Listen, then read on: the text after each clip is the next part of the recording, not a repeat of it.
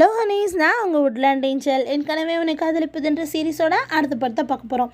இந்த பார்ட்டில் எடுத்தோன்னே ஃபெயிங்க எடுத்து தான் கட்டுறேங்க. அந்த தேர்ட் பிரின்ஸும் யானும் அங்கே இருக்காங்க. எப்பா ரொம்ப போர் அடிக்குதா, நான் வேணா அவங்க கூட கொஞ்ச நேரம் விளையாட்டுமா அப்படின்னு சொல்லிட்டு யான் வந்து தேர்ட் பிரின்ஸோட விளையாடுறாங்க. அவங்களுக்கு சுத்தமாக விளையாட தெரில, இவங்க சொல்லி கொடுக்குறாங்க. இங்கே ஷென்னை காட்டுறாங்க. பேட்டில் ஃபீல்டில் ஹீரோயினை கொண்டு வந்து விட்டுட்டான். அவங்க பாட்டு சண்டை போட்டுருக்காங்க. இவர் நின்று பார்த்துட்ருக்காரு. இவங்க மட்டும் இல்லை, இவங்க எல்லாரையும் பின்னாடி இருந்து வில்லியும் பார்த்துட்டு இருக்காங்க. அந்த சமயத்தில் அவர் சொல்கிறாரு, சரி நான் ஃபார்மேஷனை ரெடி பண்ணுறேன், இப்போ நீ வந்து ஃபீனிக்ஸாக மாறணும் அப்படின்னு.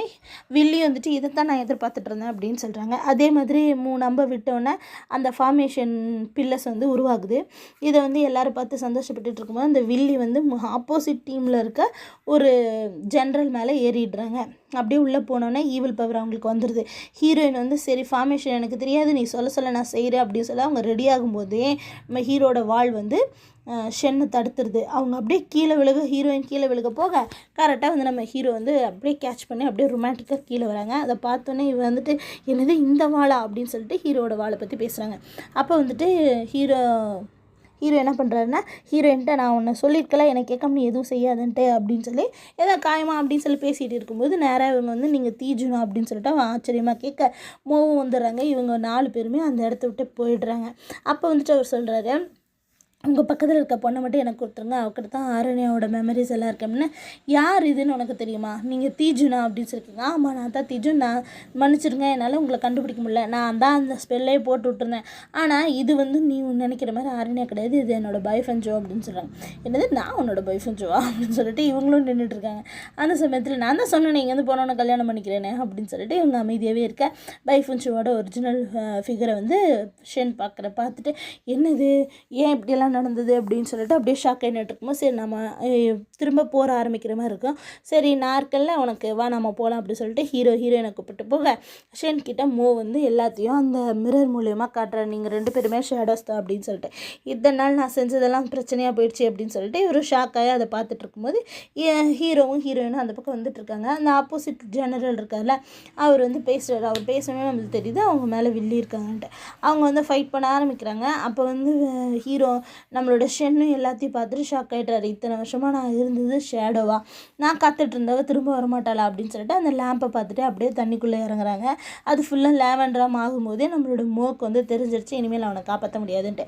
இந்த பவர்ஸ் இங்கேருந்து நேராக ஹீரோவை போய் சேர்ந்துட்டு இருக்கும்போது அந்த ஃப்ராக்ஷன் ஆஃப் செகண்டில் வில்லி வந்துட்டு என்ன பண்ணுறாங்கன்னா, ஹீரோயினோட ரெட்சி இருக்குல்ல, அவங்களோட ஃபீனிக்ஸோட பர்த் மார்க் இருக்கே நம்ம அவங்களோட ஃபோர்ஹெட்டில், அது அப்படியே அந்த ரெட்சியை அங்கே உள்ளே இருந்து எடுத்துடுறாங்க. எடுத்து அவங்க அந்த பவரை வந்து எடுத்துகிட்டு அங்கேருந்து போகலான்னு போகும்போது கரெக்டாக ஹீரோக்கு வந்து நினைவு திரும்பிடுது. நேராக வந்து அந்த வில்லியோட உடம்புல இருக்காங்கல்ல அந்த ஜென்ரல், அவங்கள பிடிச்சி தள்ளி விட வில்லி எப்படியே வெளியே போய் விழுகுறாங்க. ஹீரோயினை எடுத்துக்கிட்டு அவங்க வராங்க. அந்த வில்லியும் அங்கேருந்து மறைஞ்சு போய்ட்றாங்க. இங்கே வந்து பார்த்திங்கன்னா அவங்க பாதி ரிலீஸ் ஆகிற அளவுக்கு அவங்களுக்கு வந்து ஸ்ட்ரென்த் வந்துருச்சு. இன்னும் கையெல்லாம் வெடிப்பட்டுருச்சு. அப்போ அவங்க சொல்கிறாங்க இனிமேல் வந்து நான் இங்கே இருக்கணும்னு அவசியம் இல்லை, இருந்தாலும் நான் கொஞ்சம் கல்டிவேஷன் பண்ணுறதுக்காக இங்கே கொஞ்ச நாள் இருக்கணும் அப்படின்னு சொல்லிட்டு இவங்க யோசிச்சுட்ருக்காங்க. அந்த சமயத்தில் ஃபெயிங்கு மலையில் தேர்ட் பிரின்ஸும் யானும் அப்படி நான் திரும்ப நானே ஜெயிச்சிருக்கேன்டா ஒரே போர்டா அப்படின்னு சொல்கிறாங்க. அந்த சமயத்தில் பார்த்திங்கன்னா சுற்றி அப்படியே ஹீட் ஆகுற மாதிரியும் தண்ணியெல்லாம் அப்படியே ஐஸ் எல்லாம் உருகி வர மாதிரி இருக்குது. என்னது ஜெயிச்சிட்டாங்களா அப்படி சொல்லிட்டு இவங்க 2 பேர் திரும்பி பார்க்க கரெக்டாக ஹீரோயினை தூக்கிட்டு வராரு. என்னடா ஆச்சு, நீ நடந்து வர அவன் மட்டும் தூக்கிட்டு வர அப்படின்னு. இங்கே பாரு, நீ போய் உடனே உங்களுடைய டீமன் வேர்ல்டில் போய் சொல்லு, அவங்கள எல்லாத்தையும் அந்த ரெட்சியை சுற்றி ஃபார்மேஷனை உருவாக்க சொல்லு, தேர்ட் பிரின்ஸ் நீ என் கூட வா அப்படின்னு சொல்லி கூப்பிட்டு போகிறாங்க. இவங்களை கொண்டு வந்து ஹீரோ படுக்க வச்சதுக்கப்புறம் ஹீரோயினை அவர் வந்து கேட்குறாரு, சந்தோஷமாக இருக்க வேண்டிய நேரத்தில் ஏன்டா என்னையும் கூப்பிட்டு இருந்தேன் அப்படின்னு.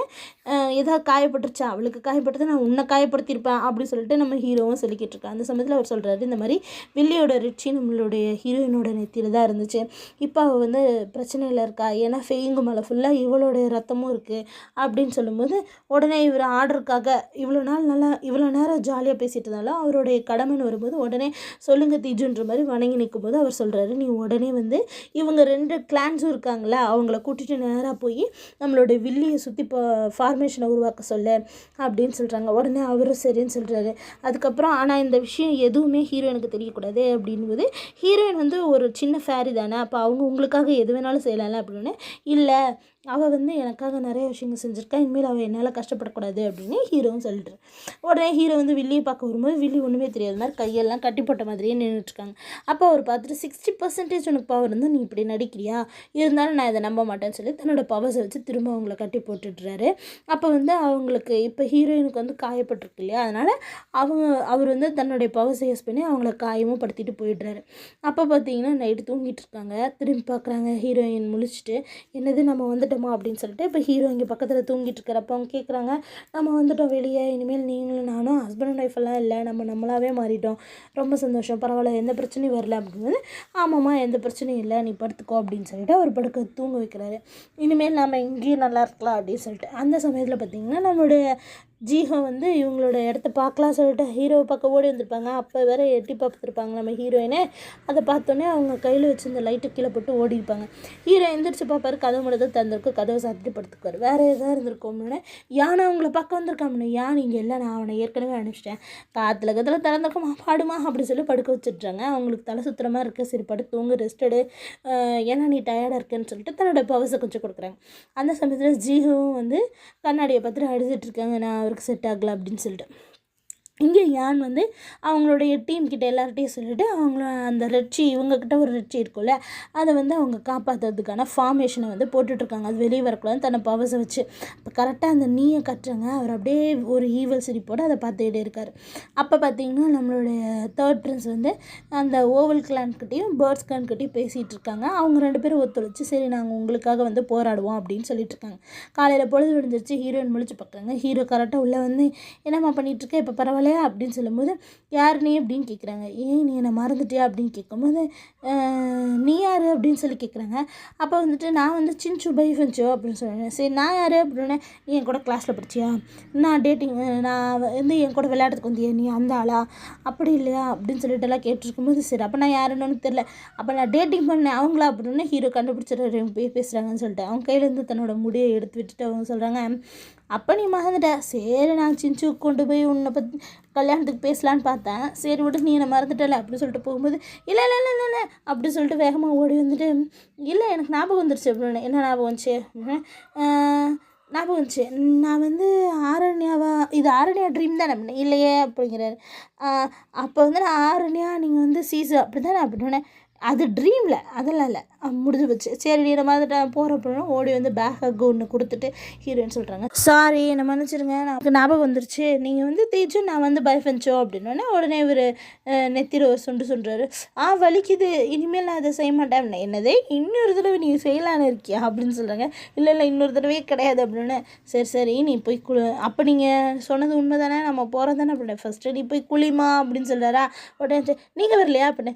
நம்ம 2 பேருக்கு இன்னும் கல்யாணம் ஆகலை, நான் ஒன்றும் அந்த மாதிரி சொல்ல அப்படின்னு சொல்லிட்டு அவங்க அங்கேருந்து ஓடிடுறாங்க. தேர்ட் பிரின்ஸ் கதவு திறக்கிறது பார்த்தீங்கன்னா அங்கே பேர்ட்ஸ் கிளானும் ஓவல் கிளானும் நிற்கிறாங்க. அவங்க வந்து நாங்கள் உங்களுக்காக உதவி செய்கிறதுக்கு வரோம்னு சொல்லிட்டு எல்லோரும் ஒத்துமையாக சொல்ல, அவங்களும் வந்துட்டு இதோட பெரிய பிரச்சனை உங்களுக்கெல்லாம் தெரியும் தானே அப்படின்னா, பரவாயில்ல நாங்கள் எங்கள் உயிரையே தியாகம் பண்ணுறோம் அப்படின்னு சொல்கிறாங்க. இங்கே வந்து பிரின்ஸும் பிரின்சஸும் பார்த்துக்குறாங்க. எங்கமலையில் இருக்கவங்க அவங்க வந்து சொல்கிறாங்க, நீ போகக்கூடாது, நான் மட்டும் எப்படி இருப்பேன்னு சொல்லிட்டு பிரின்சஸ் அழுக.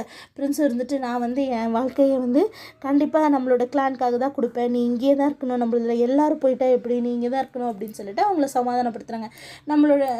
உன்னோட லவ் என்ன ஆகுறது, பைஃபென்ச்சு மேலே நீ வச்சுருக்கிறது அப்படின்னு சொல்லும்போது அதையெல்லாம் பார்த்தா நம்ம கிளானுக்காக நம்ம வந்து நிற்க முடியாது, ஃபஸ்ட்டு நம்ம கிளான் தான் நம்மளுக்கு முக்கியம் அப்படின்னு சொல்லிட்டு நம்ம பிரின்ஸும் பிரின்சஸ்ட்ட சொல்கிறாங்க. அந்த சமயத்தில் மோவையும் நம்மளோட ஹீரோவையும் கட்டுறாங்க. மோ வந்து சொல்கிறாரு, நான் கொஞ்சம் செல்ஃபிஷாக நடந்துக்கிட்டே என்ன மன்னிச்சிருங்க அப்படின்னு சொல்லிட்டு. நீ செல்ஃபிஷாக நடந்துக்கலாம், விஷயம் என்னன்னு தெரிஞ்சுக்கணுன்னு தானே ஆசைப்பட்டேன் அப்படின்னு சொல்கிறாங்க. ஏதாவது உதவி உங்களுக்கு தேவைப்படுதுன்னா நீங்கள் என்கிட்ட கேளுங்க அப்படின்னா, கண்டிப்பாக அவ்வளோ சீக்கிரமாக நான் ஒன்றும் உதவி கேட்க மாட்டேன், ஆனாலும் எனக்கு தேவைப்பட்டால் நான் கண்டிப்பாக உன்னை கூப்பிடுவேன் அப்படின்னு சொல்கிறாங்க. அவங்க 2 பேரும் அங்கேருந்தே தனித்தனியாக பிரிஞ்சு போயிட்டாங்க. இப்போ தான் ஹீரோயின் எழுந்திரிச்சு வராங்க. அவங்களுக்கு இந்த காற்றை சுவாசிக்கும் போது ரொம்ப சந்தோஷமாக இருக்குது. அப்போ வந்து ஒரு பொண்ணு லெட்டர் கொடுத்துட்டு போகிறாங்க, யான் கொடுத்தாங்கன்ட்டு. அதில் என்ன சொல்லியிருக்காங்கன்னா, பிரின்ஸ் மங்கு வந்துட்டு உன்னை ரொம்ப விரும்புகிறான், நீ பைஃபென்ச்சுன்ட்டு நான் உன்னை பற்றி சொல்லலை, ஆனால் நீ வந்ததில் எனக்கு ரொம்ப சந்தோஷம், தயவு செஞ்சு நீயே வந்து சொல்லிடுடி அப்படின்னு சொல்லியிருக்காங்க. பரா ஜென்டில்மேனாக நடந்திருக்கான் அப்படின்னு சொல்லிட்டு நம்ம ஹீரோயினும் ரொம்ப சந்தோஷப்படுறாங்க. அந்த சமயத்தில் ஹீரோவும் தேர்ட் பிரின்ஸும் வந்துட்டு அங்கே இருக்க ஒரு குளம் இருக்கு இல்லையா, அதுக்கு பக்கத்தில் என்னென்னு பேசிகிட்டு இருக்காங்க. அதான் லேக் இருக்குல்ல, அது பக்கத்தில் என்னென்னு பேசிகிட்டு இருக்காங்க. இந்த மாதிரி நான் வந்து கல்யாணம் பண்ணிக்கலான் இருக்கேன் அப்படின்னு. அப்படியே கடைசியில் நீ ஒரு லவ் வச்சுட்டடா அப்படின்னு சொல்லி தேர்ட் பிரின்ஸும் செம்ம ஹாப்பியாங்கிறாங்க. நீ தான் என் கல்யாணத்தை தேவையான அரேஞ்ச்மெண்ட் எல்லாம் பண்ணணுன்ற மாதிரி இவர் சொல்ல அவங்களும் ரொம்ப சந்தோஷமாயிட்டாங்க. இங்கே பார்த்தீங்கன்னா மெங்கும் யானும் உட்காந்து ட்ரிங்க்ஸ் சாப்பிட்டு பாட்டு என்ஜாய் பண்ணிட்டுருக்காங்க. அந்த சமயத்தில் பார்த்தீங்கன்னா நம்மளுடைய மெங்க வந்து சொல்கிறாரு, உண்மையாலுமே ஹீரோயினும் லவ் பண்ணுறாங்கண்ணா. ஆமாம்னு. நீ ஏன்டா திரும்பி இங்கே வந்தேன்னா, நான் வந்து ஜீஹோவுக்காக அப்படின்னு சொல்லிட்டு அவர் சொல்லிட்டு இருக்கேன். என் காதல் மட்டும்தான்டா கடைசி வரைக்கும் பாய் ஃப்ரெண்ட்ஸுக்கு தெரியாமலே போயிடும் போல அப்படின்னு சொல்லிட்டு இவங்க வருத்தப்பட்டுட்டு இருக்கேன். கரெக்டாக ஹீரோயின் வந்துடுறாங்க. அவங்கள நீ என்ன தாண்டா நினச்சிட்ருக்க அப்படின்னு சொல்லி கேட்கும்போது இவங்க வந்து பூச்சிகளெல்லாம் கொல்ல மாட்டாங்க, அவங்க ட்ரிங்க்ஸ் சாப்பிடவே மாட்டாங்க, நான் வெஜிடேரியன் தொடவே மாட்டாங்க அப்படின்னு சொல்லிட்டு இருக்கேன். ஏன் இங்கே பார்த்தீங்கன்னா ஹீரோயின் எல்லா வேலையும் இப்போ கரெக்டாக பக்கத்தில் உட்காந்து வந்தோடனே சரக்கு எடுத்து குடிக்க ஆரம்பிச்சிட்டாங்க. அங்கே இருக்க பூச்சியை வந்து ஒரு குச்சியில் வச்சு கொண்டுடுறாங்க.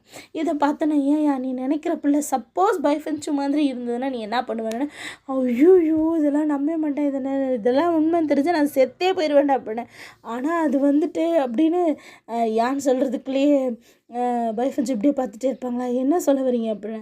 நான் தான் சிஞ்சு பை ஃப்ரெண்ட்ஸோ அப்படின்னு மூஞ்சி வச்ச மாதிரி அவள் சொல்லிடுவா. நீ இவ்வளோ தூரம் திட்டிகிட்டு இருந்ததுல என்னை தான், நான் தான் உனக்கு அந்த ஃபேர் அங்கே ஃபேர் நடந்துகிட்டு இருக்கும்போது நான் தான் அந்த பாட்டிலை நீ உடச்ச போது கொடுத்தேன் அப்படின்னுலாம் சொன்னேன்னா அவன் வந்துட்டு, என்னது, ஆமாம் நீ இப்போ என்ன குடித்த ஒயினு, என்ன இப்போ சாப்பிட்ற ரேபிட்டோட கால், அப்போது சாப்ஸ்டிக்கில் இருக்கிறது அந்த சாப்பிடுவாங்கள்ல ஸ்டிக்கு, அந்த ஸ்டிக்கில் இருக்கிறது ஈடா அப்படின்னா ஐயோ அப்படி சொன்னால் அவன் மயங்கி வந்துடான். யானை இதை பார்த்து ஷாக் ஆகிட்டு ஏன்டி நீ முடிஞ்சு வச்ச மாதிரி சொன்னேன் பாரு அவன் மயங்கி வந்துட்டான் அப்படி சொல்லிட்டு இவங்கெல்லாம் பேசிகிட்டு இருக்காங்க. அந்த சமயத்தில் கரெக்டாக ஹீரோவும் தேர்ட் பிரின்ஸும் வராங்க.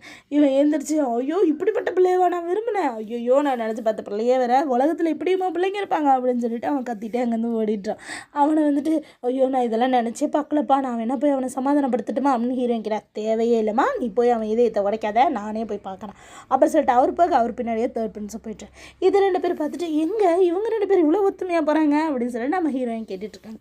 அப்போ ஹீரோயின் சொல்கிறாங்க, இங்கேருந்து போகிறது நினச்சி எனக்கு எவ்வளோ சந்தோஷமாக இருந்தாலும் இந்த இடத்த விட்டு பிரியும் போது கொஞ்சம் கஷ்டமாக இருக்குது, இங்கே சாப்பாடுனால நான் அங்கே வந்து உங்களுக்கு புதுசாக ஒரு பாறை செஞ்சு தரேன் அப்படின்னு சொல்கிறாங்க. அப்போ வந்து யானும் தேர்ட் பிரின்ஸும் பேசிகிட்டே வராங்க. அவன் பாவம் ரொம்ப சின்சியரான பையன், எங்கேயாவது உட்காந்து அழுதுட்டுருப்பான் அப்படின்னு சொன்ன மாதிரியே அவங்க ஒரு மூலையில் உட்காந்து அழுதுட்டுருக்காங்க. இவங்க போனோன்னா கண்ணில் தூசி விழுந்துச்சுன்றாங்க. அதுக்கப்புறம் சொல்கிறாங்க, நான் அவளை லவ் பண்ணுறேன் அப்படின்னு சொல்லிட்டு ரொம்ப வருத்தப்பட்டு சொல்லவும் யான் இருந்துட்டு உங்களவன் நீ போய் சொல்கிறா நடக்கிறத பார்த்துக்கலாம் அப்படிங்கிறாரு.